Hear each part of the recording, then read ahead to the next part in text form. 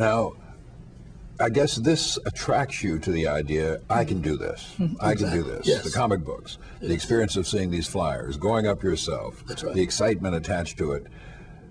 Was the military the most immediate option for you to get yourself into this world? It was. It was. I looked forward to the day that I could go and join the military, the Air Force, if you will, Army Air Corps at that time. Then, yes. Join and learn to fly military aircraft. But when I first started to get this urge, I was very, very young. So I had to wait for time to pass. Sure. And of course, we're getting now into the 30s, 1930s, and so forth. So I had to, of course, go ahead and complete high school. Had not thought very much about going off to college because we didn't have any incentive, or shall we say, any examples.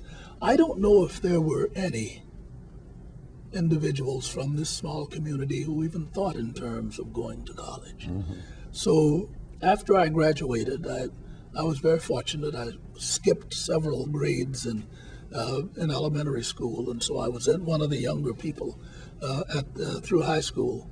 But hadn't thought too much about college. I started to work at doing some unskilled labor jobs.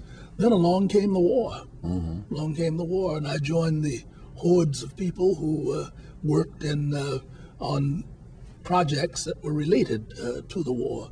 In fact, I recall specifically that I went to work on a construction gang, making about 3 times the money that I was making working in this small automobile dealership before this came along. And so there was just no thought at that time of going on to college. Then when the opportunity came, the program was announced that the Army Air Corps would accept African Americans for pilot training, and I hit a little bit on that last evening. It took a lot to get this, though, to get this done. It was not an easy thing, and I may have brushed over it too rapidly last evening, because we had to have, first of all, we had to have a suit by a fellow in the name of Yancey Williams, who literally sued the War Department to open up flying to African Americans. We had Mrs. Roosevelt, as I pointed out, after she came down to Tuskegee and flew with an African American who had literally taught himself to fly. And she, upon completion of the flight, vowed that she would help us in getting what we wanted. We had Dale White and Chauncey Spencer, who flew a rickety old aircraft, and they had a lot of problems getting that thing from Chicago to Washington, D.C. But it paid off because Senator Truman came out and looked at this airplane and looked at these fellas, and he made a commitment on the spot. He said, if you had guts enough to fly that thing all the way from Chicago to Washington, D.C., I have guts enough to help you get what what you're asking for, and that is an opportunity to fly.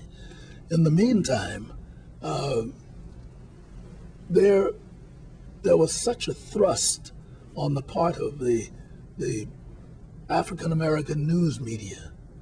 Those who were in the legislature were pushing. So I don't see that the War Department had any choice but to open up flying to African Americans.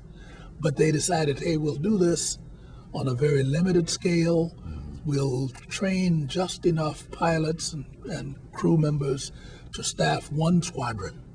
That was supposed to be the 99th. So they said, well, we'll build an airport for them.